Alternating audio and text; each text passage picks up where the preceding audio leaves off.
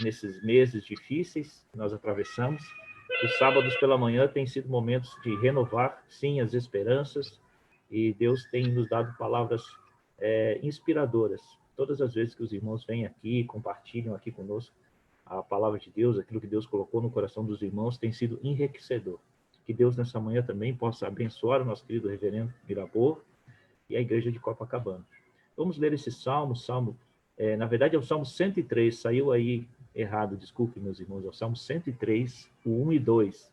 Então diz o seguinte: bendize, ó minha alma, ao Senhor, e tudo que há em mim, bendiga ao seu santo nome. Bendize, ó minha alma, ao Senhor, e não te esqueças de nenhum só dos seus benefícios. Que o nosso coração esteja sempre com essa disposição de bendizer o nosso eterno e soberano Senhor. Que Deus nos abençoe. E vou pedir ao reverendo Isaías que faça a nossa oração de início nessa manhã.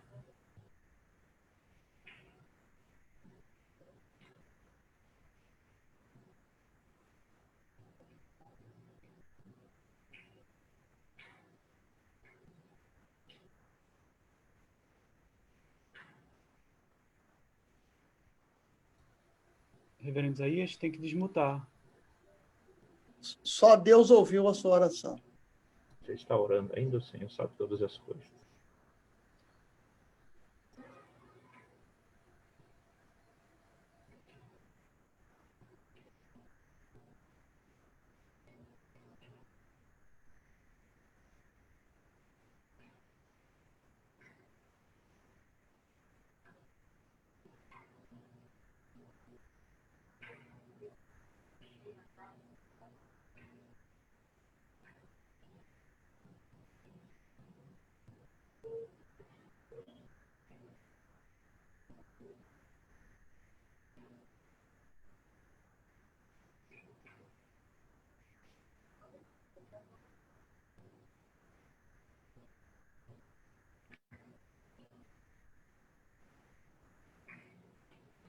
Amém. Amém. Ele Amém. acabou de orar. Amém. Ele acabou de Celso, meu querido, a palavra está contigo. Que Deus te abençoe. Microfone, Celso. Agora sim. O meu também é? Muito bem. É o dia do microfone fechado. Amém. Muito bem, obrigado, Maurício. Obrigado a todos os presentes aqui. É uma alegria estar mais uma vez trabalhando junto à nossa federação, que me deixa muito feliz, muito contente com essa participação da nossa Igreja Presbiteriana de Copacabana, que muito se alegra em fazer parte desse movimento, né? Desse grupo, esse grupo seleto de homens que estão sempre crescendo na palavra e fazendo o seu melhor possível para a obra de Deus. Isso é uma alegria, uma grande satisfação. Jamais imaginei estar nessa situação, né? Ainda mais sendo eleito como secretário executivo da federação. São só surpresas boas, né, que vieram acontecendo ao longo desse ano, que é um ano tão complicado a todos, né? Mas que um ano pandêmico, né? Mas que me trouxe muitas coisas boas e muitas vitórias, né? No âmbito pessoal, no âmbito familiar, preocupações e vitórias na graça de Deus. Isso não tem como mensurar, né? É só agradecer, ajoelhar e orar. E com a ajuda dos irmãos estamos seguindo em frente. Bom, eu vou apresentar o meu preletor. Eu não sei se vocês conhecem, entendeu? Não sei se vocês já ouviram falar nele, mas é uma pessoa de grande importância na minha vida também, né? Essa pessoa, ele tem um valor muito grande na minha família, porque, além de ser meu pastor, é meu amigo e amigo da minha família, e nós convivemos muito. E eu fiquei muito encantado, muito feliz quando eu fiz essa proposta e ele aceitou. né? Por ele já ter falado antes, e eu acabei entrando na UPH, na federação, através dele, porque como ele veio falar, ele falou, olha, é interessante, já que você está com a ideia de querer colocar, é interessante você ouvir as pessoas lá. Ou seja, acho que nada mais justo. Ele me trouxe aqui, eu estou trazendo ele aí na penúltima, né, a participação da nossa federação, da igreja, e foi um ano abençoado. Estou dizendo que realmente foi um ano cheio de bênçãos, graças a Deus. Sem mais puxar saco, vamos lá. Ele é o pastor efetivo da nossa igreja de Copacabana. Ele se formou no seminário do Rio de Janeiro, antigo seminário. Ele é secretário do presbitério. Ele foi professor do seminário. Ele é o nosso pastor. Ele é maestro. Ele é músico clássico, violinista fantástico. Ele é cantor tenor. Já estou cansado. E ele também é um ciclista apaixonado. E aí somos nós dois. Eu diria, irmãos, nós já fomos para Cabo Frio já de bike. Somos dois alucinados há longos anos atrás, entendeu? Hoje em dia acho que a gente não consegue. Mas é uma pessoa maravilhosa. Casado com a Thaís, uma pessoa doce, uma menina assim fantástica. Pai da Manuela e da Rafaela, duas pimentinhas que eu vou te contar, não são fáceis, né?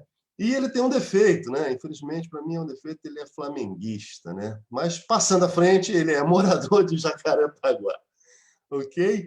Meus irmãos, trago para vocês o meu querido amigo e pastor José Mirabor. Meu querido, a palavra é sua. Graça e paz, queridos. Obrigado, presbítero Celso. Presbítero Celso é daqueles que a gente diz amigo mais chegado que irmão. Daí você pode suspeitar, desconfiar de tudo que ele disser a meu respeito, porque não tem imparcialidade, viu? Esse mora aqui do lado esquerdo do peito e a família toda também. Quero dizer da minha alegria de estar com vocês mais uma vez nesta manhã. É sempre bom visitar esse grupo e tendo a oportunidade de falar ao grupo e compartilhar um pouco da palavra de Deus, a minha alegria se faz ainda mais intensa. Minha saudação fraterna ao querido Maurício Buracesca, amigo também querido, a todos os demais da Federação de UPH, ao nosso mestre, reverendo Isaías, que é aquela figura que todos reverenciamos e, portanto, o reverendo é mais que necessário, muito apropriado. Quero saudar as minhas ovelhas, tem algumas aqui, isso é muito gostoso. Além do presbítero Celso, tem o diácono aí conosco, tem o nosso irmão Júlio Salvador, tem o querido Daniel Schmidt, nosso menestrel, até a Maria Pires, minha vizinha aqui, jacarepaguense de coração, está presente também, e vi que entrou ali o Gerson Neto, que coisa boa, fico feliz de estar na companhia de todos vocês e dos demais, puxa vida, que momento precioso. Eu gostaria de orar e pedir a bênção de Deus sobre esse tempo de reflexão que vamos compartilhar. E eu peço a você que, se puder, feche os olhos e elevamos juntos os corações ao alto em oração. Senhor nosso Deus, Pai bendito, louvamos o teu nome, porque esta ocasião, esta oportunidade é dada por ti a nós como obra da tua graça para conosco. És Deus tremendo, maravilhoso e sobremodo gracioso. E neste tempo que vamos nos debruçar sobre a Escritura, rogamos a tua iluminação, a luz bendita que só o teu Espírito Santo pode nos prover e que nos permite, assim, não apenas compreender o que queres nos falar, mas ainda acolher esta palavra em nossos corações para que ela opere em nosso ser o que quiseres, de maneira que a tua vontade se cumpra em nossas vidas mais e mais para a glória do teu nome e a bênção de muitos. Sê conosco, portanto, e que tenhamos o máximo proveito desta hora. Esse é o nosso desejo e esta é a nossa oração, feita no nome santo do Cristo, que é Jesus, o teu Filho, nosso Salvador bendito. Amém. Eu preparei um slide para a gente acompanhar, acho que vai facilitar muito o que eu imaginei fazermos juntos agora. Então, vou pedir para liberar aí o compartilhamento de tela. Não sei quem está fazendo isso, é o Wilson, é o Celso, mas eu Não, tá também estou um comigo. pouco Eu já atrapalhado, porque eu estou no computador da esposa, o meu pifou. Então, se eu demorar um pouquinho, é isso. Mas acho que agora vai, ó. Localizei o arquivo. Todo mundo consegue ver? Perfeito. Bacana. Então, lá vamos nós. Deixa eu colocar ele grandão, ver se dá. Maravilha. Então, daqui vamos nós.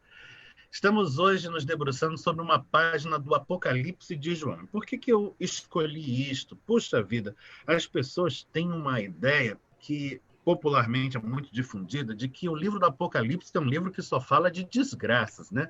Quando as coisas começam a ficar complicadas, a gente recebe as notícias pelos jornais, a gente frequentemente ouve algo do tipo: "Ih, começou o Apocalipse".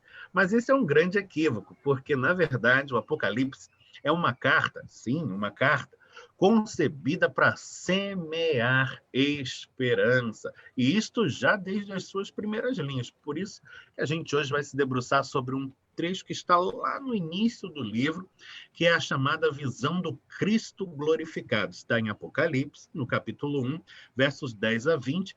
E eu botei o texto aqui na tela para a gente acompanhar. E aí, se você não tem Bíblia com você, não tem problema, porque a gente vai acompanhar juntinhos o que diz essa passagem.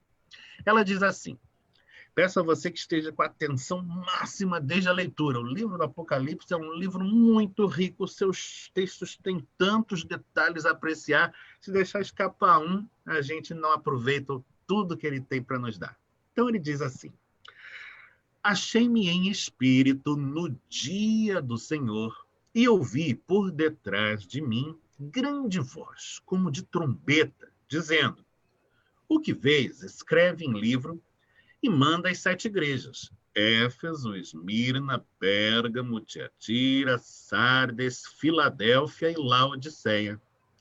Voltei-me para ver quem falava comigo, e voltado, vi 7 candeeiros de ouro, e no meio dos candeeiros um semelhante a filho de homem, com vestes talares e cingido, à altura do peito, com uma cinta de ouro. A sua cabeça e cabelos eram brancos como alva-lã, como neve. Os olhos, como chama de fogo. Os pés semelhantes ao bronze polido, como que refinado numa fornalha. A voz, como voz de muitas águas. Tinha na mão direita 7 estrelas, e da boca saía-lhe uma afiada espada de 2 gumes. O seu rosto brilhava como o sol na sua força. Quando o vi, caía a seus pés como um morto. Porém, ele pôs sobre mim a mão direita, dizendo: não temas. Eu sou o primeiro e o último, e aquele que vive. Estive morto, mas eis que estou vivo pelos séculos dos séculos, e tenho as chaves da morte e do inferno. Escreve, pois, as coisas que viste, as que são e as que hão de acontecer depois destas. Quanto ao mistério das 7 estrelas que viste na minha mão direita e aos 7 candeeiros de ouro, as 7 estrelas são os anjos das 7 igrejas, e os 7 candeeiros são as 7 igrejas. Bendito seja o Senhor pela sua santa palavra. Amém. O que eu vou me propor a fazer agora, nesse primeiro momento, é descompactar o texto. Coloquei a palavra entre aspas, é claro que ela não se aplica a rigor, mas ela expressa a ideia do que eu quero fazer aqui. Porque o texto do Apocalipse é um texto que contém dentro de si muita coisa guardada. E quando você tem as certas para leitura e vai abrindo o texto, elas pulam lá de dentro para cima de nós numa fluência assustadora. Portanto, você vai perceber que mexendo em uma ou outra palavrinha, a gente tem acesso a um conteúdo impressionante. Estava lá dentro, guardadinho, compactado, e que agora vai pular diante dos nossos olhos. E eu preparei slideshow para a gente ir conversando com base nisso de uma maneira mais visual. Acho que vai facilitar a nossa didática. Se você tiver necessidade de fazer alguma pergunta no meio da exposição, não tem problema. A gente não está na solenidade do templo, num sermão propriamente dito. É mais um momento de partilha. Pode me interromper. Eu não vou ver você porque eu não estou vendo você nessa hora. Só estou vendo a minha tela. Mas pode falar e eu vou ter a maior alegria em compartilhar aí a nossa reflexão. Primeira coisa que o texto nos diz, olha lá, logo no primeiro versículo que lemos, é o seguinte: o personagem que está narrando o texto para nós, e que nós sabemos, chama-se João, ele se acha em espírito. Ele diz assim: achei-me em espírito. O que ele quer dizer com essa expressão é que naquele dia, naquela ocasião, ele teve uma visão de natureza espiritual. Ou seja, Deus se manifestou a ele, lhe providenciou uma revelação, uma experiência de transcendência. Foi como se, naquele instante, ele tivesse saído de si, ou transcendido esse plano meramente material e entrado em contato com uma realidade mais profunda, de maneira espiritual. Não dá para saber se isso se deu num transe ou algo assim, mas talvez seja algo bem próximo disso. Realmente estava servindo. Opa, abriu um microfone aí, calma. Fecha o microfone. Voltamos. E ele diz o seguinte, que essa experiência de transcendência, essa visão que teve, aconteceu no dia do Senhor. Já desde aquele tempo, que a gente está falando aí ainda do 1º século, o dia do Senhor é o domingo, ou seja, o dia do culto, o dia que a gente já tem reservado na agenda para se dedicar especialmente a um encontro com Deus, uma ocasião tão singular em que a gente vai ouvir a palavra, já sai de casa com o coração aberto. Imagine você, aquele personagem, João, no dia do Senhor, tem um encontro com Deus, tem um encontro com a palavra, porém, numa dimensão inusitada, porque uma coisa é a gente abrir a Bíblia e perceber que Deus está falando conosco, outra coisa é a gente ouvir um pregador e perceber Deus falando ali também, ouvir o testemunho de um irmão, um cântico, uma oração e se sentir tocado pela palavra. Outra coisa é ter um encontro direto com o Altíssimo e ouvir dos lábios dele o que ele tem a falar. E foi exatamente o que se deu nesse dia do Senhor, nesse domingo, com o nosso querido João. Ele ouviu, diz na sequência o mesmo texto, ele diz, e ouvi. Sim, porque o nosso Deus, que se alegra em encontrar-se conosco, é o Deus que se alegra em se manifestar a nós, se alegra em nos falar, até mesmo com palavras. É um Deus que se alegra em se revelar, em mostrar quem ele é e mostrar qual a sua vontade para as nossas vidas. E foi essa experiência que João teve naquela ocasião singular. E então ele começa a descrever a voz que ele ouviu. Ele diz que era uma voz como de trombeta. Aí a gente já começa a perceber o tipo de linguagem, o tipo de construção que o autor de Apocalipse vai empregar praticamente de capa a capa, do início ao fim. É uma linguagem muito carregada de simbolismo. As figuras que ele emprega no seu discurso são evocadas em função do seu valor simbólico. Então, a gente tem que imaginar o que essas figuras evocam para tentar perceber o que ele quer nos comunicar com elas. Veja, ele diz que a voz que ele ouviu era grandiosa como de trombeta. Não dá para imaginar que a voz tivesse som de trombeta. Não é isso. Mas ele está evocando a realidade da trombeta, que é uma realidade muito singular. Quando é que você ouve trombetas? Para pensar e busca aí no seu imaginário, na memória, em que circunstâncias você ouviu trombetas? Eu logo imagino aquelas cenas dos contos de fadas, das histórias infantis, onde você tem um palácio e um rei e uma figura muito importante que vai entrar em cena, ou o próprio rei, ou uma autoridade, e então começa a soar aquelas trombetas, ou então, numa festa de casamento, é tão comum, não é? As fanfarras de trombetas. O fato é que a voz da trombeta é uma voz tonitruante, ela se faz ouvir com força, com grande poder.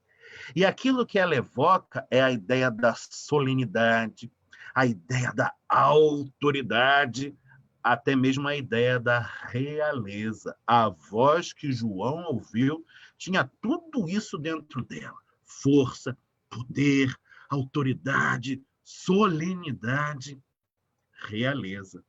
E essa voz disse a ele assim: o que vês, escreve em livro e manda às 7 igrejas, dirá em seguida. Mas note isso. Essa visão, essa revelação que Deus está concedendo ao seu servo, ele ordena ao servo que registre num livro e passe adiante. Aquilo que recebeu, ele deve comunicar. Ele não pode reter, mas tem que compartilhar. E se você prestar atenção, tudo que Deus faz conosco é assim. As bênçãos que ele derrama nas nossas vidas nunca encontram em nós uma meta última.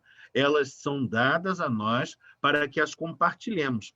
Há uma conversa muito ilustrativa sobre isso, que é a conversa de Jesus com uma samaritana no Poço de Sicar, registrada no Evangelho de João, capítulo 4.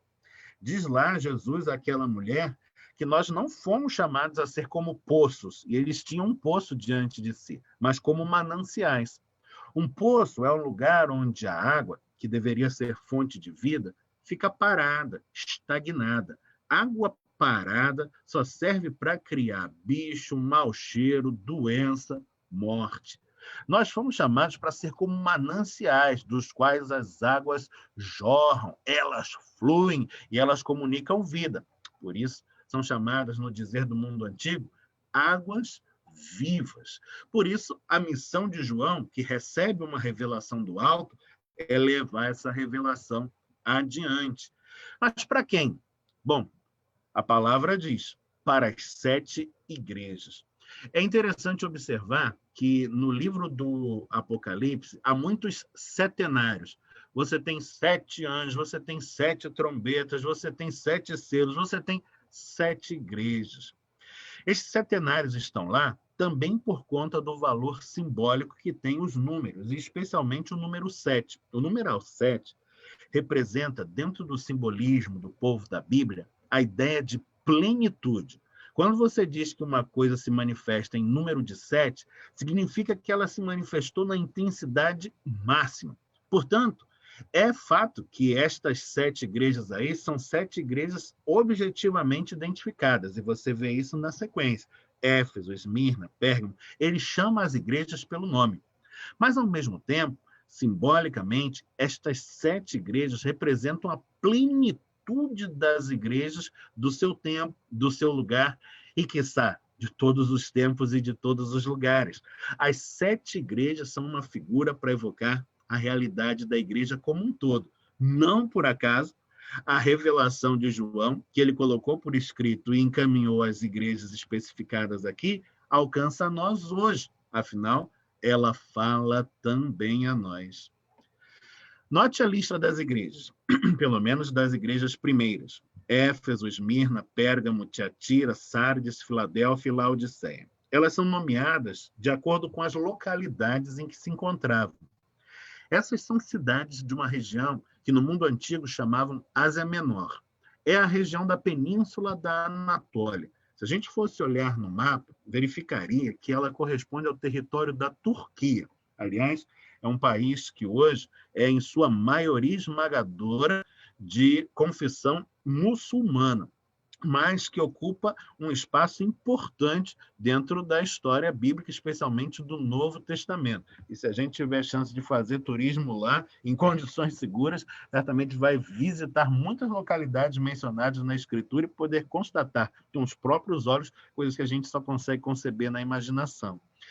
Estamos falando de uma região que, no período em que o livro do Apocalipse foi concebido, foi muito marcada pela perseguição que os romanos promoveram contra os cristãos. Certamente já ouviu falar um bocado disso, já viu filmes e relatos a respeito, os cristãos sendo martirizados, sendo presos, coagidos, exilados e até mesmo torturados e mortos, tão somente por causa da sua confissão de fé em Jesus Cristo. E aquele era o momento em que um dos mais duros imperadores, no que diz respeito a perseguir cristãos, estava no poder. Era o imperador Domiciano. Ele ficou 15 anos reinando sobre Roma. Reinando, modo de dizer. Mas era um tirano, um déspota e um homem terrivelmente violento. Ele esteve no governo romano de 81 a 96. E nesse período, os cristãos padeceram agudamente. Aliás, nem mesmo membros da família do imperador foram poupados. Ficou célebre, inclusive, o caso da sua sobrinha, Flávia Domitila, que foi uma mártir cristã. Ela se converteu ao cristianismo e acabou sendo morta, e a sua tumba é ainda hoje lugar de visitação em Roma. Domiciano plantou e colheu, é verdade. Ele acabou sofrendo um golpe, foi traído ali nos bastidores da sua corte e foi assassinado. Mas deixou marcas terríveis na história do Império Romano, especialmente para as comunidades cristãs e as comunidades de judeus também, porque os romanos não diferenciavam muito bem os judeus dos cristãos e colocavam todos no mesmo pacote. Era um momento dificílimo e era neste contexto em que o livro do Apocalipse ia sendo concebido como uma palavra de encorajamento, para que as comunidades não desanimassem da fé, não declinassem da sua confissão, não abdicassem do testemunho de Cristo, mesmo face ao desafio da morte. O texto prossegue dizendo, então, que João olhou para ver quem estava falando e, quando ele se virou, viu 7 candeeiros de ouro. Essa expressão, essa imagem é muito interessante. Veja, os candeeiros são as luminárias de antigamente, são as lâmpadas daquele tempo. Era um objeto em que você colocava um pouco de óleo, colocava fogo, o óleo queimava lentamente e aquilo ficava ali a noite inteira para alumiar. Dentro do Novo Testamento, especialmente, e muito particularmente nos escritos de João, a luz tem um sentido simbólico muito forte. Ela é um evocativo da vida. Não sei se você se lembra, mas lá em João 9, quando Jesus conversa com os seus discípulos sobre um cego de nascença à beira do caminho, ele diz uma coisa interessante. Ele diz assim, não são 12 as horas do dia, pois importa trabalhar enquanto é dia, porque vem a noite, quando ninguém pode trabalhar. Jesus está falando do dia e da noite, mas não apenas nesse sentido raso, imediato, literal. Ele está falando do dia como uma figura para falar da vida. O que ele quer dizer é o seguinte, enquanto eu estou vivo, eu estou trabalhando. Quando eu morrer, já não tenho mais como trabalhar. Então, ele nos chama a mantermos a nossa vida ativa e usa para falar de vida a imagem da luz diurna. Mas veja, estes candeeiros não são candeeiros qualquer, voltando ao texto do Apocalipse. Eles são candeeiros feitos de ouro. Já naquele tempo, o ouro era concebido como o metal mais precioso de todos. Tinha o valor mais elevado. Portanto, estes candeeiros, estas luminárias, estas lâmpadas acesas, foram concebidas como algo de muito elevado valor. O valor mais elevado que se lhes poderia atribuir. Veja você que lá nos textos dos evangelhos, Jesus se refere a candeeiros, a lâmpadas acesas, para falar de uma outra figura que lhe é, sim, esta muito cara e muito especial, que é a igreja. Os candeeiros são figuras para falar da igreja. Você certamente se lembra de Jesus dizendo, olha, ninguém acende um candeeiro, uma luminária, uma lâmpada, para esconder dentro do guarda-roupa, debaixo da cama. As lâmpadas são feitas para iluminar. Jesus está falando de candeeiros, de lâmpadas, para falar da igreja, e João aqui no Apocalipse faz o mesmo. Estes candeeiros de ouro são a igreja, no seu papel, na sua missão de trazer luz ao mundo, no seu valor, pois é por ela que Jesus morreu. E elas são evocadas em número de 7. Veja, justamente para dizer que estas igrejas aqui são figuras que evocam a igreja mundial, a igreja de todos os lugares e de todas as épocas. O número 7 fala da intensidade máxima, da plenitude, portanto, os 7 candeeiros são as 7 igrejas.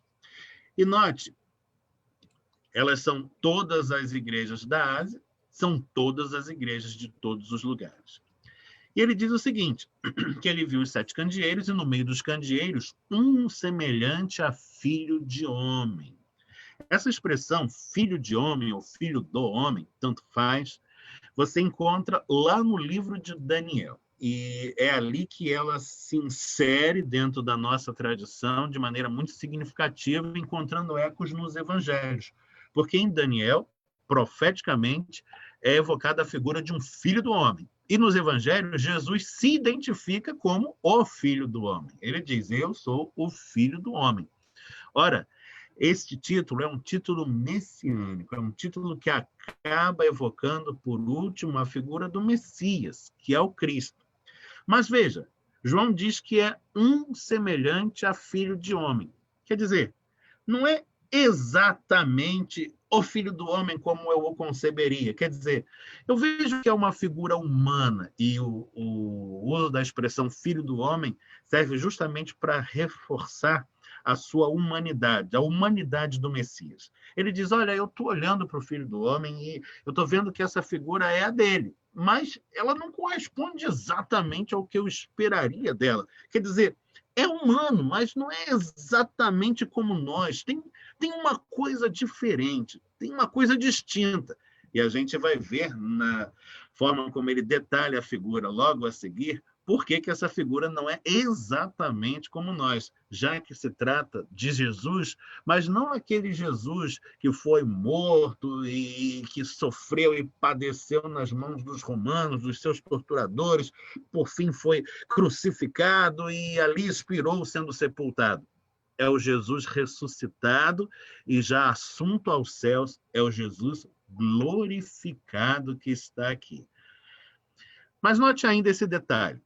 Ele diz que viu os candeeiros e viu essa figura, e essa figura estava no meio dos candeeiros. Você já sabe que a figura é a figura de Jesus e que os candeeiros são as igrejas.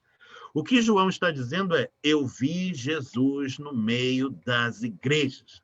Por que é importante reforçar isto? Porque é a partir daqui que todo o texto vai fazer sentido para os seus leitores como um texto evocativo de esperança. Imagine o seguinte, Jesus viveu e morreu por volta dos anos 30, do primeiro século.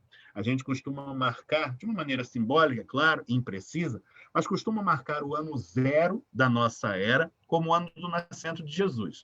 E por volta dos anos 30, a gente sabe que ele foi morto sob o poder de Pôncio Pilatos e foi sepultado. Ora, ele ressuscitou, dias depois, subiu aos céus e deixou uma promessa com os seus seguidores. Eu vou voltar.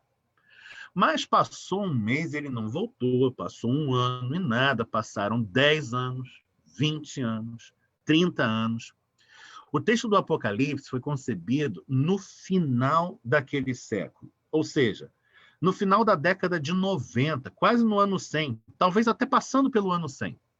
Isso significa que já se passaram aproximadamente 70 anos que Jesus morreu, ressuscitou, foi embora para o céu e disse que ia voltar, só que não voltou. Nesses 70 anos, muita coisa aconteceu. A perseguição contra os cristãos aumentou absurdamente, especialmente nesta década em particular, a década de 90. E 70 anos é tempo suficiente para se passar em 2 gerações. Significa que teve gente que nasceu, cresceu, envelheceu, morreu, sem nunca ter visto esse tal Jesus.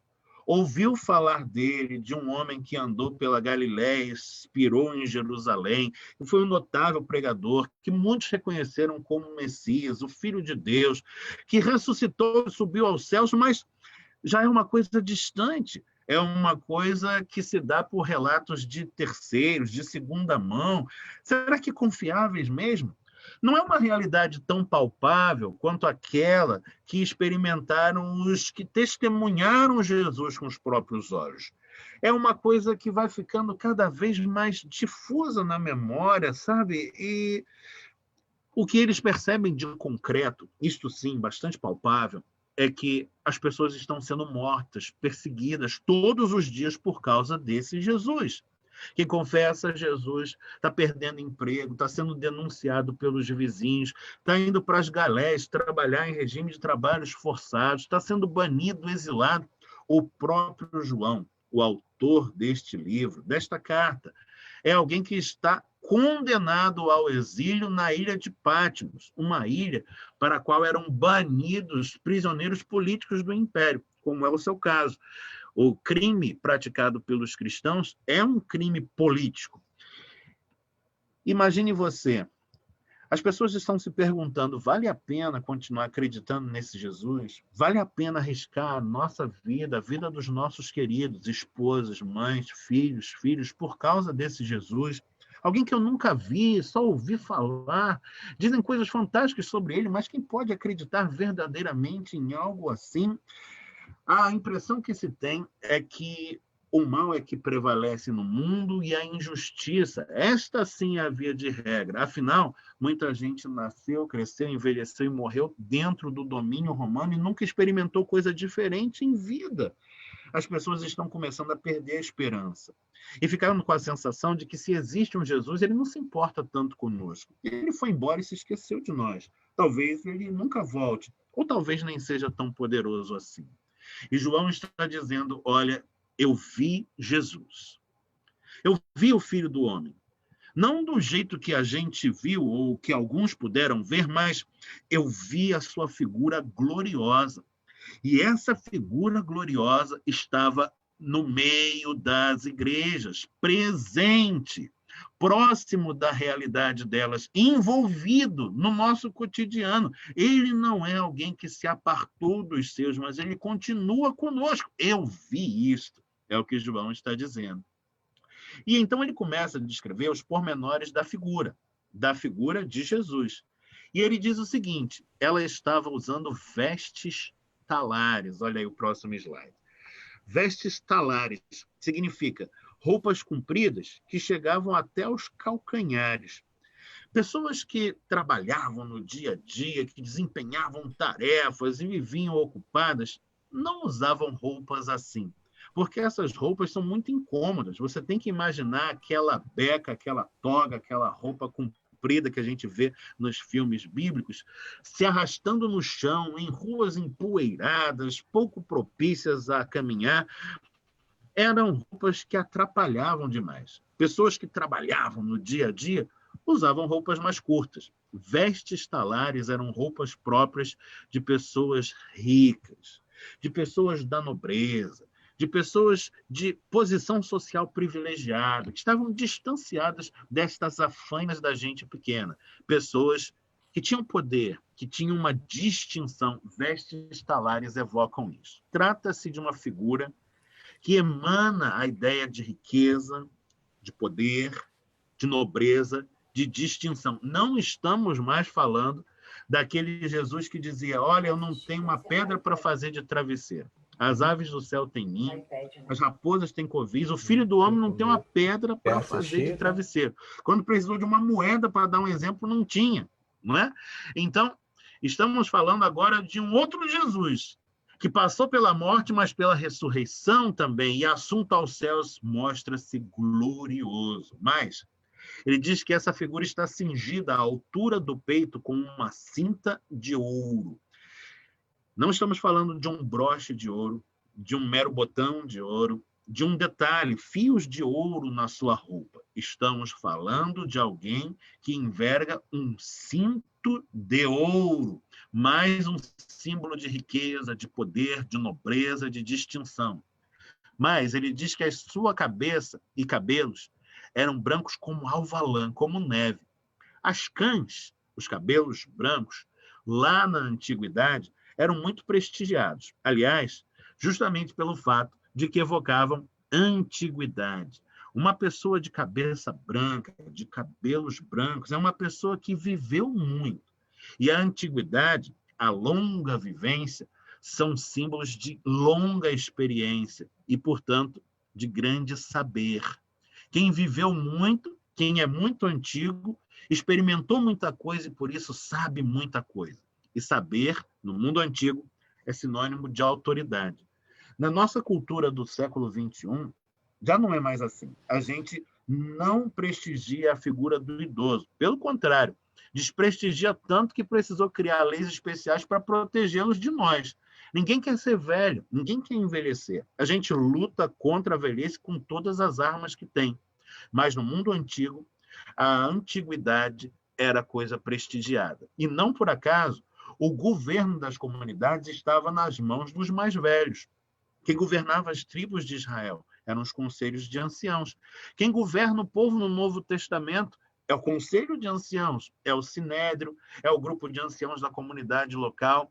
Os mais velhos possuem autoridade. E esta figura, que tem cabelos tão brancos como a neve, é uma figura que transborda a autoridade. Já não estamos falando do Jesus de 20, 30 anos de idade que esteve rodando pelas estradas empoeiradas da Galiléia e morreu em Jerusalém. Estamos falando de um Jesus glorioso.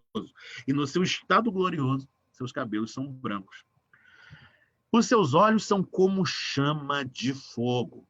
O fogo é um elemento que simboliza purificação.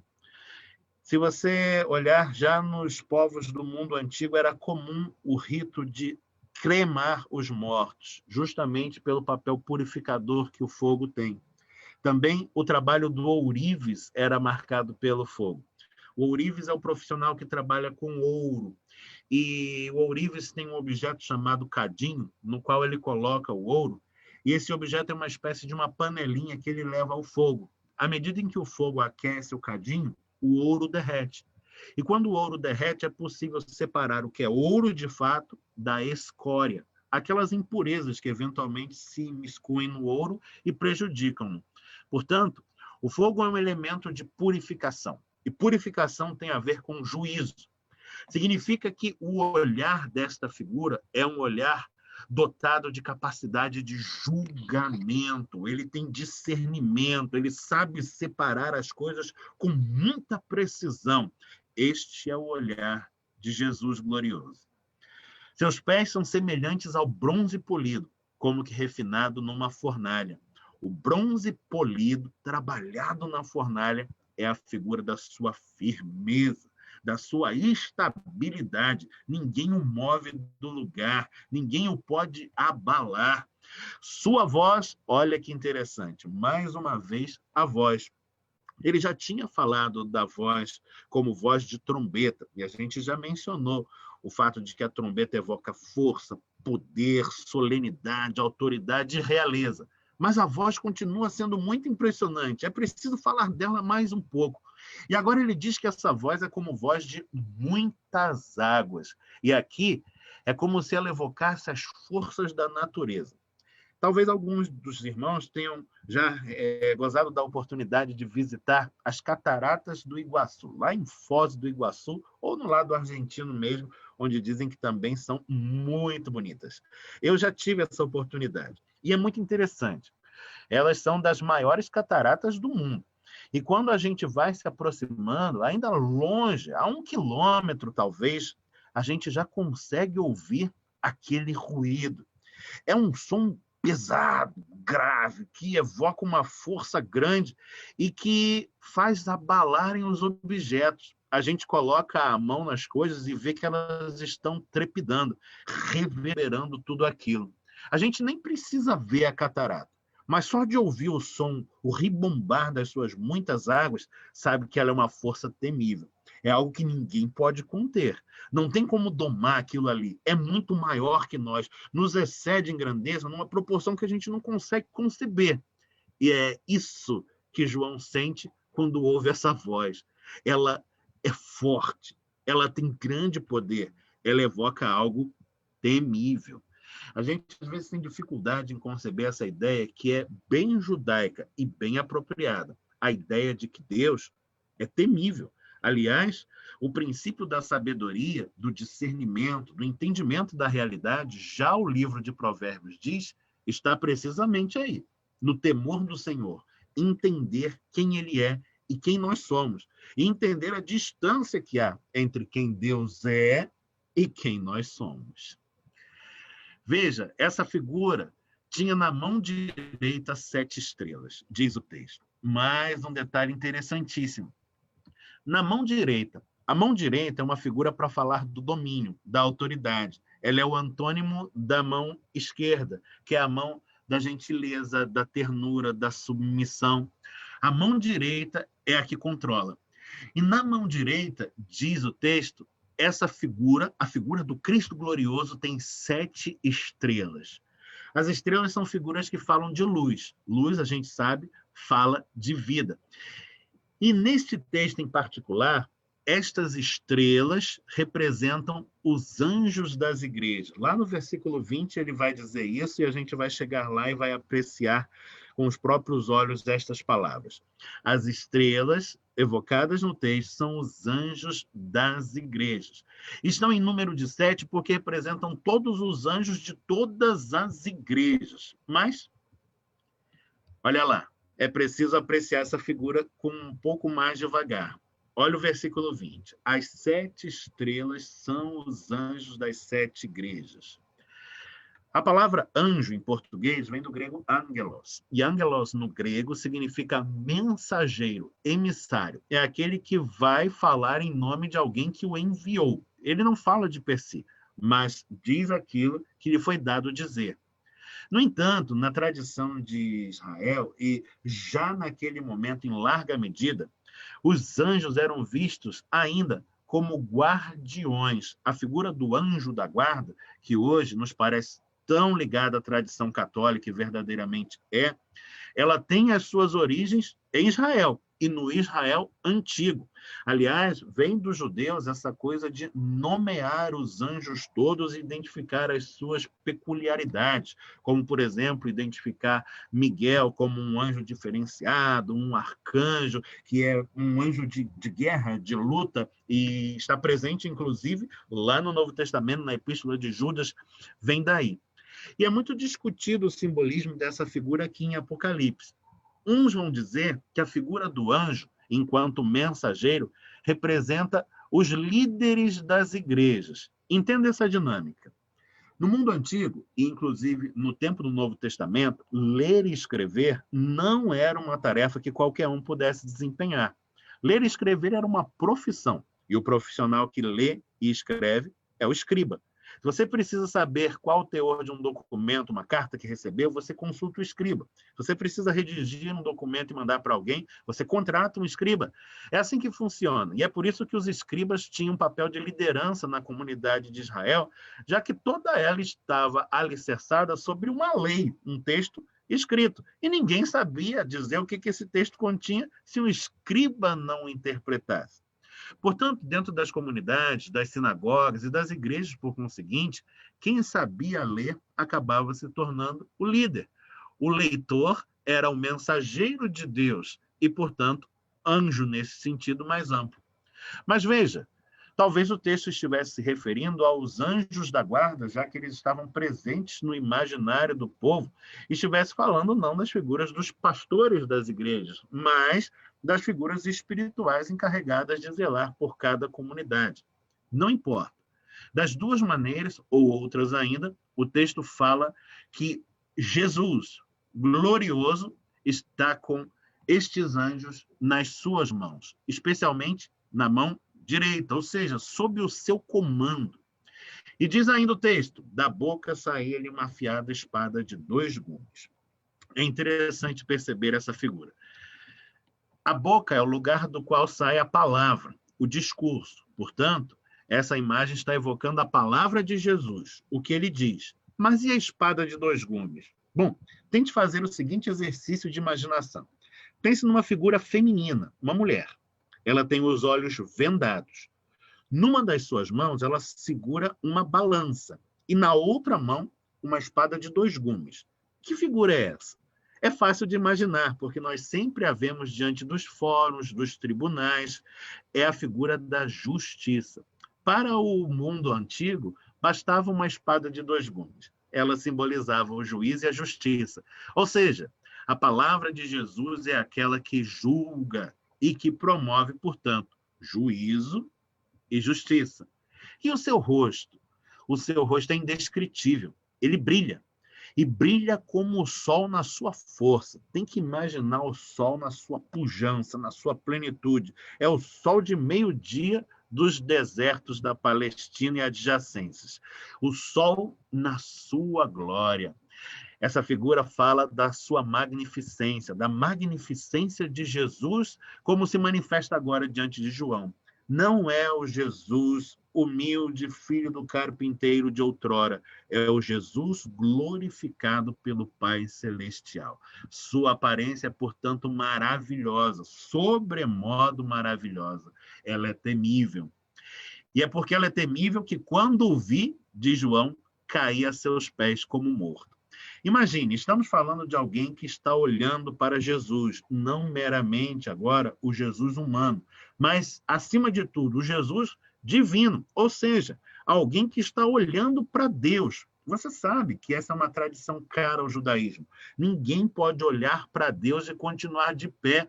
Ele caiu, e caiu como morto, porque ninguém pode olhar diretamente para Deus e viver. Nem Moisés pode fazer isso. Deus disse para ele: Moisés, se esconde aí na fenda da rocha que eu vou passar. Depois que eu tiver passado, você olha.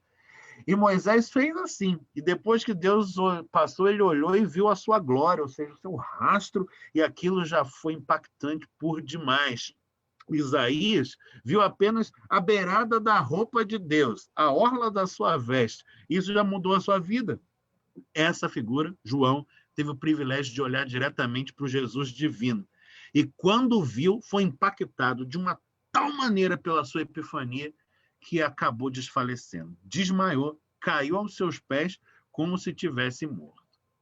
Foi então que este Jesus pôs sobre João a sua mão. Que mão? Note de novo, a mão direita. Não foi a mão esquerda, que é a do consolo, a do conforto, a da doçura, da ternura, porque mais perto do coração. Foi a mão direita, a mão do domínio, da autoridade, do comando. Por quê? Porque aquilo que ele vai dizer a João em seguida não é um mero conselho, é uma ordem. Ele diz assim: não temas. Esta é uma expressão recorrente na Bíblia, ela é abundante nas suas ocorrências dentro da Escritura Sagrada. Ela diz: não tenha medo. Esta recomendação, que aqui se reveste de caráter de ordenança, de mandamento, é uma palavra de ordem para João. Ela diz respeito, em primeiro lugar, à figura do próprio Jesus, sim, porque ela é uma figura temível, mas que não deve nos suscitar medo. Afinal, ele é por nós, ele é conosco. Mas diz respeito ainda à realidade vigente. E as pessoas daquele tempo, especialmente os cristãos, estavam muito assustadas com os desmandos do poder, com o terror que era promovido na sociedade, com o fato de que, simplesmente por confessar a fé em Jesus, muitos estavam sofrendo dores atrozes, tortura, morte, perseguição. Não tenha medo, é o que ele está dizendo. Eu sou, dirá ele, e note como essa expressão é importante dentro do judaísmo. Você não encontrará essa expressão em outros lábios dentro da Bíblia Sagrada, senão nestes dois. Nos lábios do próprio Deus, que fala a Moisés nestes termos: diga a Faraó que eu sou te enviou. Eu sou. É a maneira como Deus se refere a si, e o judeu não ousava jamais usar essa expressão para dizer nada a respeito de qualquer outro ente. Mas agora a gente ouve nos lábios de Jesus. Eu sou, de Jesus, evocando o seu caráter divino. Eu sou o primeiro e o último. Ele está dizendo: João, não tenha medo. E leve essa mensagem adiante. Diga às pessoas que não tenham medo. Ainda que a coisa aí fora esteja feia, que todo mundo se sinta convidado a desesperar, lembre-se, eu sou o primeiro e o último. Eu sou a origem e o destino de todas as coisas. Tudo começa em mim e tudo termina em mim. É em mim que o mundo teve início e para mim o mundo converge, porque eu estou na eternidade, habito a eternidade. Eu sou a eternidade. É como se Jesus estivesse dizendo: eu sou Deus. O Jesus em que vocês têm depositado a esperança, a confiança, não é um pobre pregador que padeceu sob o poder de Pôncio Pilatos e foi, por fim, vencido, derrotado. Eu, Jesus, sou Deus. Eu sou aquele que vive de Jesus. Note, ele não diz, eu sou alguém que está vivo. Eu sou um ser vivente. Ele diz, eu sou o vivente, o que vive. Porque tão somente em Jesus está a vida verdadeira, na sua acepção mais plena, mais completa. Porque ele é a vida e a origem de todo o viver, não há vida fora dele. Você está preocupado com a minha morte? Se aconteceu mesmo, se a ressurreição foi para valer? Ora, eu sou o único que pode dizer-se vivo de fato e de verdade. Eu estive morto, confirma ele.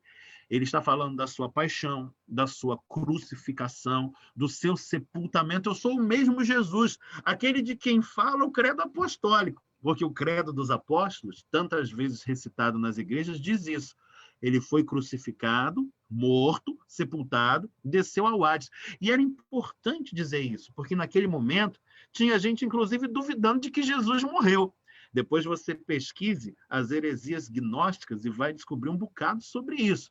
Eu estive morto de Jesus, mas, veja o valor desta conjunção, mas, porém, todavia, entretanto, é uma conjunção adversativa. Ela propõe estabelecer um jogo de oposições. Ele está dizendo, eu estive morto, é verdade, mas eu vivo pelos séculos dos séculos. Ou seja, a minha realidade contínua é a do viver. Séculos dos séculos é a ideia da eternidade. É para fora do tempo, para além do tempo, engloba o tempo. Não tem antes, durante, depois. É permanentemente assim. Eu sou vivo. E eu tenho as chaves da morte e do inferno. Vocês estão assustados com o mal que graça aí fora e com a morte que eu acompanho? Sim, porque muito mal tem sido perpetrado. Naquela época era o Império Romano, mas o mundo sempre foi desse jeito. Hoje é o coronavírus, não é? A gente vê essa doença terrível ceifando as vidas das pessoas, tirando os nossos entes queridos de junto de nós. A gente fica assustado, se sente cada vez mais acuado. Tem cada vez mais gente perto de nós padecendo com isso. E Jesus está dizendo, não se assuste, não tenha medo, porque eu, que estou no meio das igrejas, no meio dos candeeiros, que tenho a liderança e a guarda da igreja nas minhas mãos, na mão direita, eu sou aquele que tem autoridade acima da morte, acima do mal. Eu tenho as chaves da morte e do inferno. Eu abro e fecho. Eu não estou debaixo destas coisas, mas sobre elas. Então, ele diz assim, escreve, pois, as coisas que viste, e as que são, e as que hão de acontecer depois destas. Ou seja, a revelação que eu estou te dando é para que você tenha discernimento sobre a realidade, entendimento da realidade, para que fortaleça a fé, para que tenha esperança e para que leve tudo isso adiante. Este é o nosso papel. Nós recebemos esse tesouro e o nosso papel é compartilhar esse tesouro para que outros possam desfrutá-lo também. Ou seja, o teor da mensagem de João, que é o teor da mensagem do Apocalipse, o seu objeto na semeadura da esperança é a figura de Jesus, o Filho do Homem, o Messias, o Cristo, que vive, que é glorioso e que está perto de nós. Aquele que não está debaixo dos grilhões da morte, nem submisso ao mal, mas que reina sobre todas estas coisas, que não pode mais ser tocado por mal ou morte de sorte alguma, e que não está distante num trono celeste, mas junto à realidade das nossas vidas, sensível às nossas lutas e pronto para levar todas elas a termo, porque ele virá ao nosso encontro, trazendo o desfecho da história e a plenitude da graça. E essa nossa esperança nos anima a seguir em frente dia após dia, fazendo eco às palavras que o povo do Apocalipse registrou e selou no fechamento do livro, onde se diz, Maranata, vem Jesus. Esse era o material que eu preparei para compartilhar com os irmãos. Espero que tenha sido de valia para todos. Quero dizer mais uma vez da minha alegria em poder fazê-lo e quero me colocar à disposição, apesar de ver que a hora avançou bastante, talvez o planejamento dos irmãos já esteja estourando, mas estou aqui à disposição para a gente continuar conversando sobre isso e compartilhar eventuais perguntas, dúvidas que os irmãos tenham. Para mim, será um prazer responder a todas conforme possa fazer. Obrigado, reverendo. Foi muito esclarecedor, nada melhor do que o professor, né? O professor torna as coisas bem didáticas e dúvidas que possivelmente tínhamos, acredito que o reverendo saudou só com essa aula, né? Eu fico muito, muito grato com essa aula, essa tranquilidade em esclarecer os pontos, né? E deixa aqui a irmãos, quem tem perguntas, quiser fazer as perguntas, pode falar. O Wilson quer fazer uma pergunta, o Ricardo. Deixa eu fazer uma coisa aqui. Eu não sei quem falou pela ordem. Bom, deixa eu passar para o Wilson, então. Ricardo, depois eu passo para você. Irmão Wilson, por favor, libera o microfone. Seu microfone está mutado. Não, aí o senhor tirou o vídeo. Eu mandei... Desculpa, seria interessante que a apresentação fosse retirada para aparecer a figura do irmão. Porque, na verdade, a apresentação travou uma boa parte. Não foi passada toda, pelo menos para mim, não só apareceu o início. Só apareceu o início. Eu percebi mas que o foto travou. Aí eu entrei agora pelo celular. Espero que funcione melhor. Mas com certeza, o seu trabalho de apresentação foi sensacional. Estou vendo aqui a coluna, mas as suas palavras acabou superando tudo isso. Mas agora eu acho que seria interessante tirar a apresentação para que a gente pudesse visualizar as suas respostas e as perguntas dos irmãos. Desculpa ter me metido dessa forma. Estou tentando fazer isso, mas o meu computador travou. Aí eu fechei o computador e abri o celular. Eu não sei se o Will tem como desabilitar o compartilhamento de tela aí. Porque eu por aqui não estou conseguindo fazer. Porque não é brincadeira, não. Depois de ouvir a sua explanação, me deu uma vontade danada em fazer seminário. O reverendo só Mirabour, para ficar assistindo suas aulas. Já está compartilhado simultaneamente aqui. E eu estou como anfitrião, mas eu também não estou conseguindo destravar esse compartilhamento de tela aqui, não. Eu também não. O meu laptop, inclusive, já desliguei. Saiu. Agora foi. Aí foi. Que bom. Deu. Bom. Aí, voltamos. Eu creio que tenha havido algum probleminha na internet de alguns, porque eu aqui na Tijuca acompanhei normalmente a exposição na tela e foi muito bom o estudo, né? Uma aula realmente que o nosso mestre Mirabour nos trouxe. Eu queria só deixar uma contribuição no sentido de pergunta. Reverendo Mirabour, o irmão acha que a volta de Cristo não está sendo pregada muito ultimamente?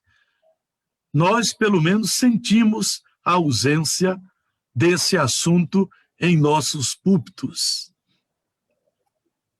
É verdade, reverendo Isaías. Aliás, é muito interessante observar, por exemplo... Peço perdão pela tosse. É muito interessante observar, por exemplo, a estrutura do calendário litúrgico cristão.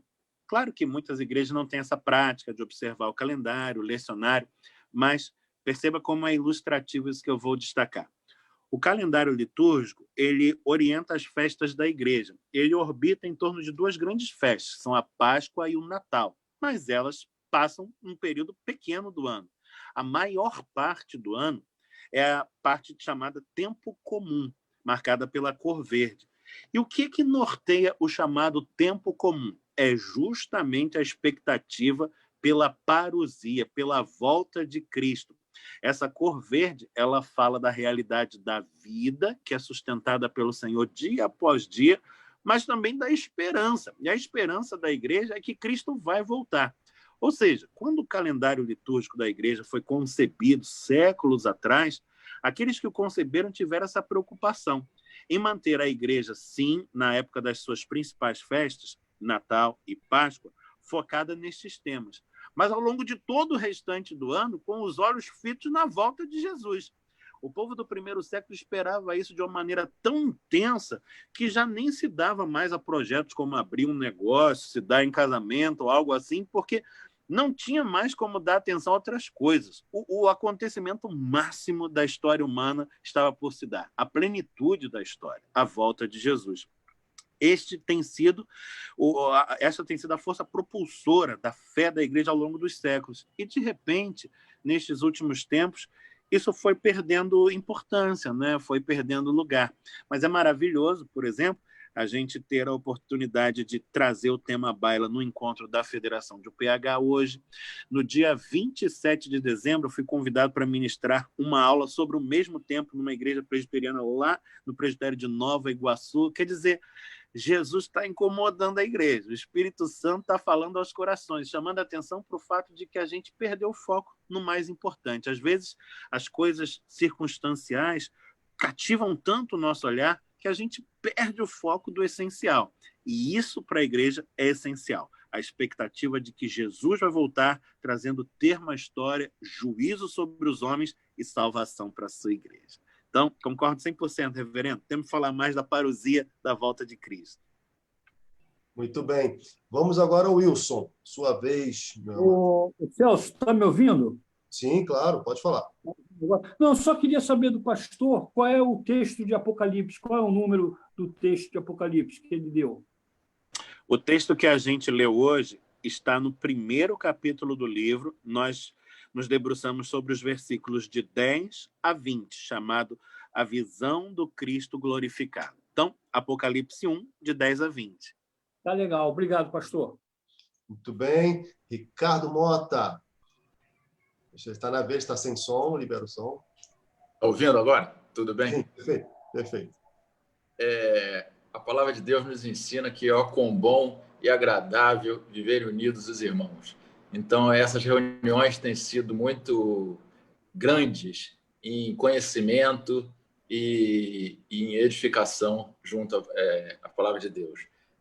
Cada dia que a gente lê e cada dia que a gente estuda, cada sábado tem sido muito agradável para mim. É uma experiência que eu queria passar para vocês.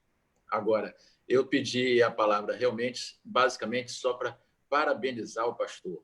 Foi uma verdadeira aula, anotei bastante aqui e aprendi.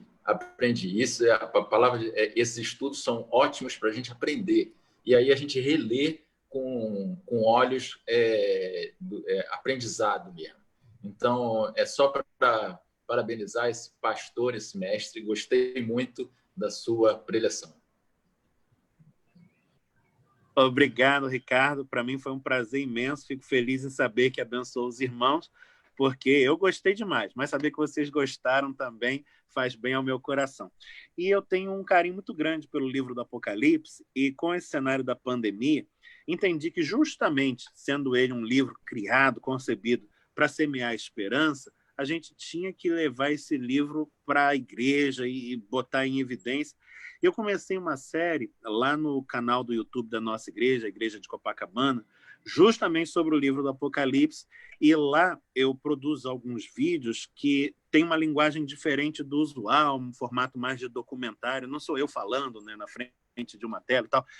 Então, acho que vale a pena visitar, porque algumas das coisas que eu falei hoje aqui, lá estão um pouco mais pormenorizadas, e aí ajuda a aprofundar o estudo. Se tiver chance, depois dá uma olhada. São 10 episódios, a gente ainda está produzindo a série, então os 2 primeiros que já estão lá no nosso canal. Apocalipse de João, a mensagem universal das 7 igrejas. Está lá. E vocês podem aí aprofundar alguns dos tópicos que a gente conversou aqui numa outra linguagem. Acho que vai ser bem enriquecedor. Fica a dica. É fantástico mesmo. Vale a pena dar uma olhada lá. Eu queria também destacar que Os professores, né? Destacar a visão dos professores, que é um trabalho lindo, né? Você poder ensinar. Mas sabemos que existem professores que apenas ensinam porque precisam, né? E os professores que ensinam porque gostam, né, da matéria. E o reverendo passa essa coisa de gostar do conteúdo e esclarecer o conteúdo naturalmente. Isso que facilita o nosso entender, né? Trazer para o nosso dia a dia essa facilidade da linguagem, que muitas vezes é difícil você entender no contexto bíblico, né? E essa tradução, esse carinho dado à matéria é muito esclarecedor, muito mesmo. Maurício? Eu gostaria de fazer uma pergunta para o reverendo. Na verdade, duas, reverendo. Vou botar uma assim, uma em carreira da outra. A primeira é mais tranquila. O senhor falou que o livro de Apocalipse ele foi escrito pelo menos 70 anos depois do acontecimento Jesus. Então, quando a gente olha para João, que é o escritor do livro, ele teria, então, talvez, por volta de 90, 100 anos, isso imaginando que ele deveria ter lá uns 20, 19, 21 anos, por aí, quando ele andou com Jesus. Essa seria uma interrogação. Seria isso, mais ou menos? A segunda seria uma parte que eu achei muito bom a sua colocação, que foi a visão judaica de Deus em termos de temor. O judeu tinha isso, e é interessante aquele episódio, que para mim é muito marcante, lá quando o povo está no deserto com Moisés, e Deus se revela lá em cima da montanha, falando ao povo, e o povo pede para Deus parar de falar, né? De tão amedrontado, e que o povo fica ouvindo a voz de Deus.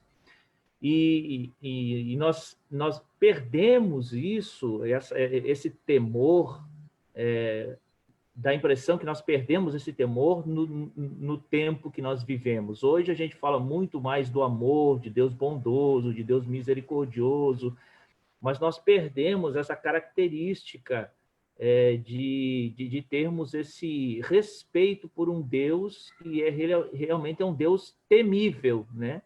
Queria que você explanasse um pouco essa ideia também, e se essa minha visão de que nós perdemos realmente essa visão, ela se faz jus.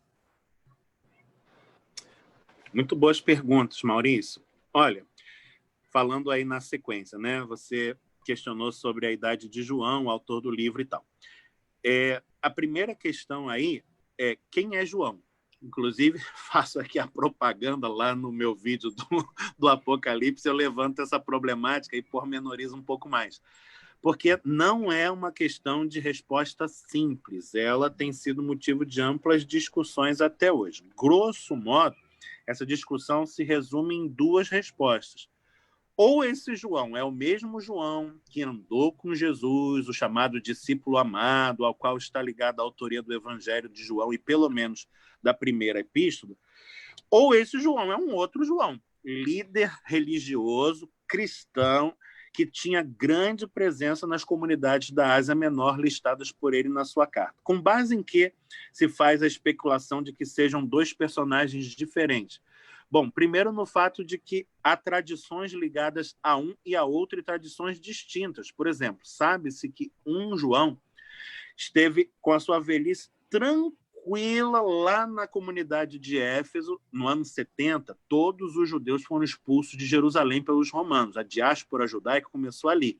E, pasme, os judeus foram expulsos de Jerusalém no ano 70 e só puderam voltar para sua terra em 1949, no pós-guerra, já com aquela lei que criou o Estado de Israel. Então, a diáspora judaica começou ali. E eles se pulverizaram, inclusive os judeus cristãos. Então, houve um João que liderou a comunidade de Éfeso, a igreja dos Efésios, e morreu velhinho por lá, de velhice, tranquilo. Houve um outro João que foi preso e exilado, e conta-se que morreu martirizado. Inclusive, o seu martírio foi terrível, porque ele morreu afogado num tonel de azeite fervendo. Imagine você o nível de crueldade a que os romanos podiam chegar.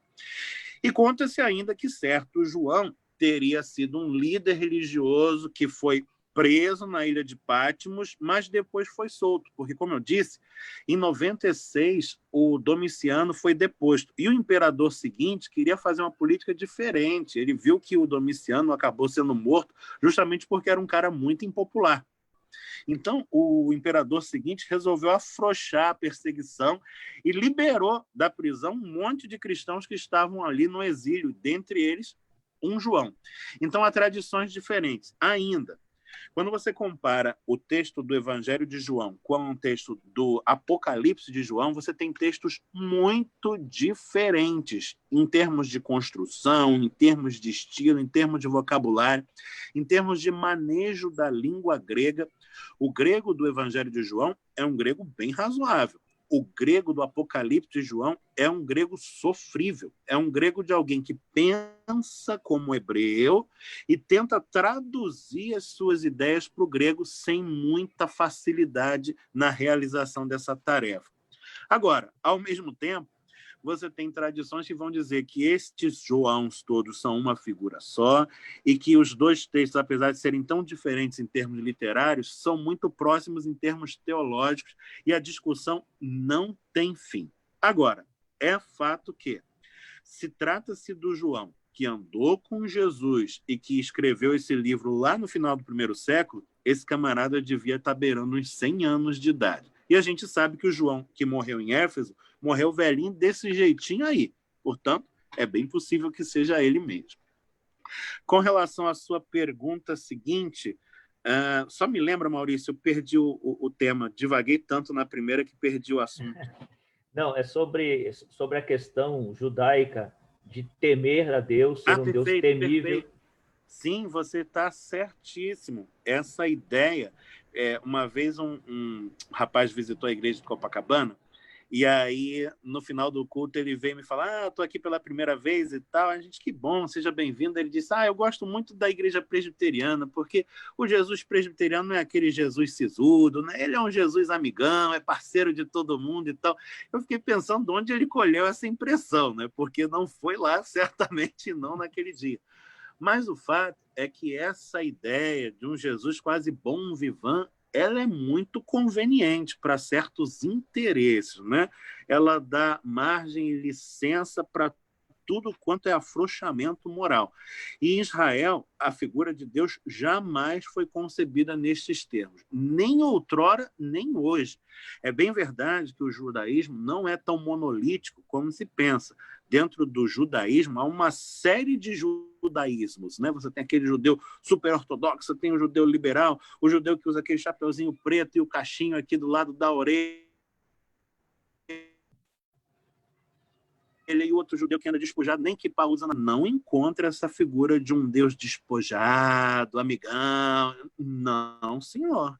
A maneira como o judeu se relaciona com Deus é uma maneira absolutamente reverente. Inclusive, o livro do Eclesiastes diz uma coisa interessante sobre isso.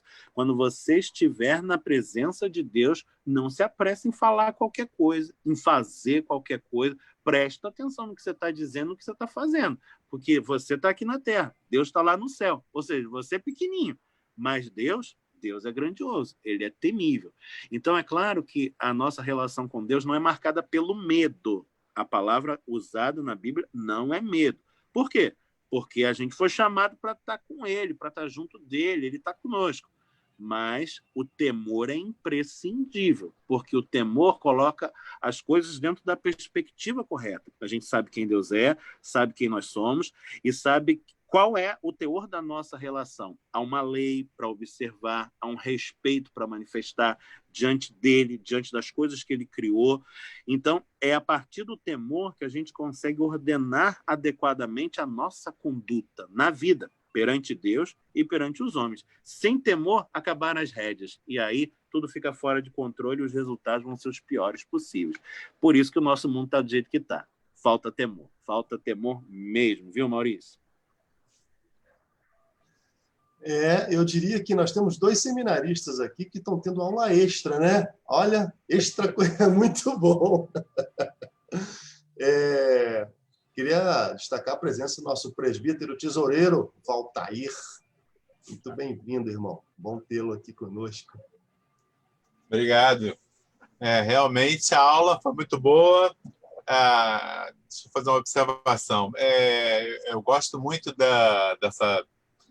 tanto de sermões que realmente expõem o texto, quanto essas aulas, porque na maioria das vezes a gente lê, né, parece que a gente ouve aquele texto várias vezes, né?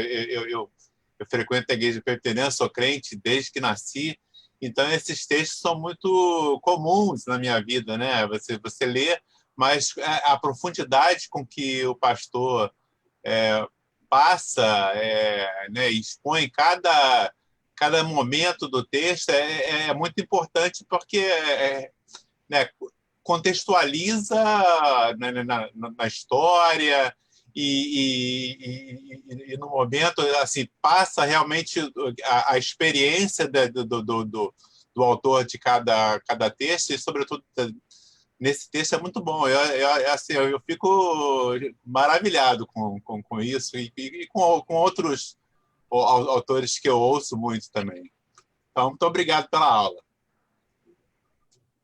Eu fico feliz de saber que produziu esse efeito. E acho importante destacar, não foi a nossa pretensão, e a gente realmente não concretizou isso, nós não esgotamos o texto. Apesar de apresentarmos tantos detalhes, na verdade eu fiz um recorte, né? Eu busquei salientar do texto o que eu queria para destacar o tópico que eu me propus a destacar, a semeadura da esperança.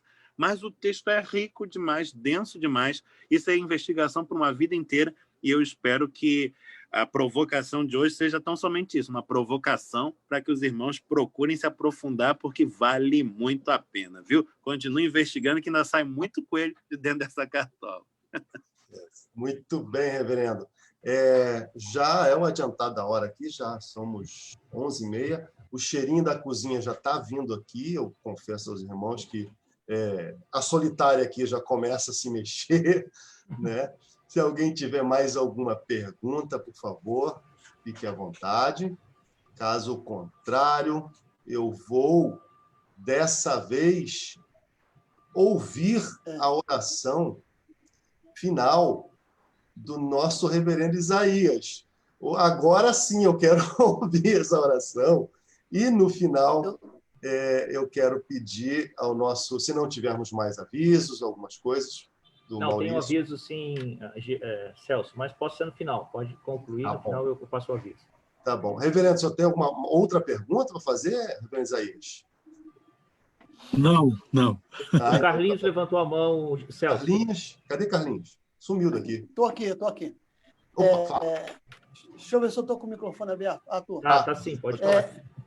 Só para dizer duas coisas. Primeiro, que quando eu falei no começo do Instagram do tio Carlinho, a Bíblia Play, ou seja, sempre às terças-feiras, eu falei isso porque isso começou da necessidade das igrejas no nosso interior do Estado, e às vezes muito próximo, que não tem matéria para passar para as crianças na escola dominical e nas reuniões em casa. Isso tem sido um clamor muito grande de pessoas que têm ligado para a gente, falando sobre isso.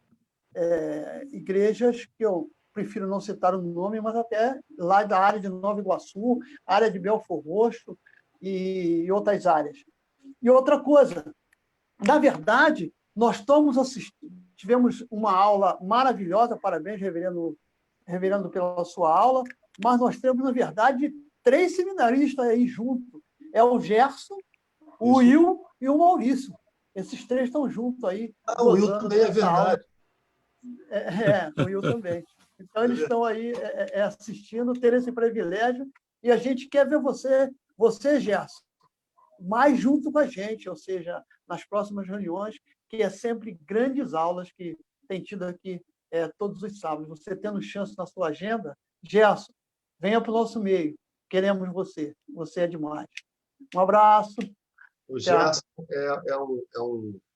uma pessoa muito boa, muito boníssima, e que participa assiduamente de todos os trabalhos de Copacabana. É uma pessoa assim, de uma facilidade no lido com as pessoas que nos encanta muito. né? Eu agradeço muito ao reverendo Isaías Cavalcante, né? Tem muito dele nisso, né? Da Adriana também. É uma pessoa que muito nos agrada aqui em Copacabana, e eu diria que vamos falar com o presbitério para ele permanecer mais alguns anos aqui conosco. Né? Mas, de qualquer forma, irmãos, eu acho que as perguntas não cessaram, mas ficarão para uma próxima, né? Eu quero aqui agradecer ao reverendo pela sua bondade em nos trazer essa fala, esse esclarecimento, que muito nos ajudou, né, no esclarecimento de dúvidas, e foi bonito de ouvir, né? É doce de ouvir os esclarecimentos que nós nem imaginávamos que tínhamos, e eles falam, é isso, né? Aquela coisa que vai surgindo, é só de um grande professor que pode surgir realmente essa qualidade. Quero agradecer ao senhor e depois eu quero pedir ao reverendo, tem mais alguma coisa para falar, reverendo? Só agradecer mesmo, dizer que a gente continua aí aberto para sempre que houver oportunidade, compartilhar mais momentos como esse com os irmãos. Sintam-se à vontade para convidar, porque eu fico feliz da vida em vir prestigiar. Muito bom, muito bom. Maurício? Eu gostaria só de avisar, aproveitando que o Marcos também está aqui, para falar do nosso último encontro, Semeando Esperança, que se dará no próximo sábado. E, Marcos, você gostaria de falar? A gente vai fazer esse trabalho em parceria com a Secretaria Nacional do Trabalho Masculino. Eu vou passar a palavra aqui para o Marcos, para que ele faça também a sua propaganda, Marcos, porque ele que convidou o reverendo lá de Curitiba. Bom dia, Marcos. Nosso último encontro em parceria com a Secretaria Nacional. Bom dia a todos, Deus esteja abençoando. Foi muito boa a palestra do reverendo Mirabô. Nossa, uma bênção compartilhar esses estudos e saber de coisas tão importantes para nossas vidas e também curiosidades que vai trazer para a gente ensinamentos importantes. Então, está aí o reverendo, o nosso encontro, né, que vai ser no próximo domingo, no próximo sábado, né, 10 horas, e a gente está fazendo essa parceria e divulgando com os irmãos. O reverendo Eliseu, ele é pastor da Igreja Presbiteriana do Auer e é presidente do Sínodo de Curitiba, uma pessoa muito envolvida com o trabalho de sociedade interna, e também nos vai interna com importância, falar sobre uma importância muito grande sobre nossas forças de integração, que nós possamos estar juntos para aprendermos cada vez mais e mais, que é a proposta, né? Estarmos semeando a palavra do Senhor Jesus, semeando a esperança.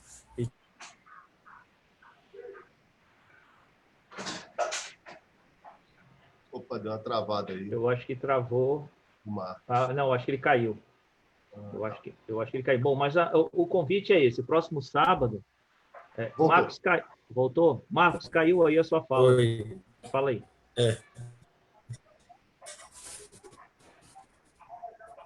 Tá travando. A gente não está conseguindo ouvir ele. Voltou.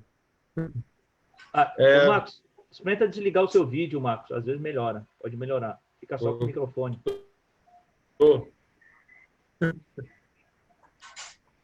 Então, vou discutir depois. Tá difícil de ouvir. A internet. Isso. A internet dele deu um bugzinho. Deu ok? Tá certinho. Mas já entendeu, né?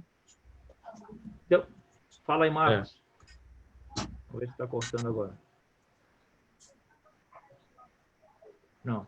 Bom, meus irmãos, mas é isso. Sábado que vem vai ser o nosso último encontro, e junto com a Secretaria Nacional do Trabalho Masculino. E o interessante é que nós queremos agradecer a todos os irmãos que participaram conosco nesse ano. Vai ser o 30º evento, né? Semeando Esperança, o último.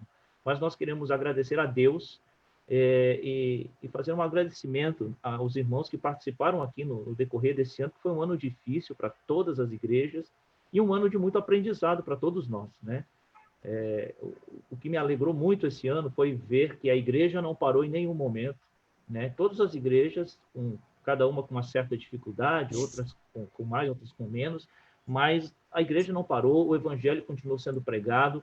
Eu observei algumas igrejas crescendo nesse período, isso é fantástico, né? Você vê o evangelho avançando, pessoas entrando na igreja, pessoas querendo compromisso com Jesus, compromisso com Deus. Isso foi fantástico, essa percepção de que o reino continua, o reino avança, o Senhor está sentado no seu alto sublime trono, ele está com o seu poder nas suas mãos e nada pode o deter, né? Isso foi fantástico, poder ver isso, perceber isso no decorrer desse ano. E nós queremos agradecer aos irmãos que nos ajudaram esse ano, os pastores do nosso presbitério, você que convidou alguém para trazer a palavra para nós durante esse ano, convide essa pessoa para estar conosco no próximo sábado, que nós queremos fazer um agradecimento especial, porque foi, sim, um semeador de esperança em nosso meio. Temos aqui reverendo Mirabô, reverendo Isaías, que durante o ano caminharam conosco, nos incentivando, estando conosco, ali apoiando o trabalho.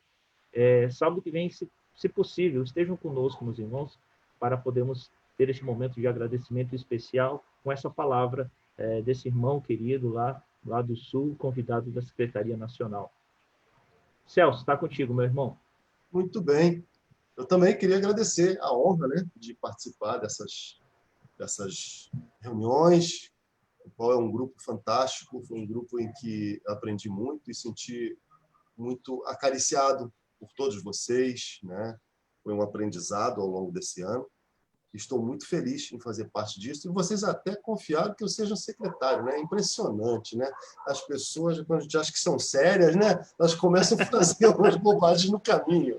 Mas estamos aqui para aprender e para levar sempre a palavra de Deus adiante da forma que nos é colocada e sempre melhorar, né?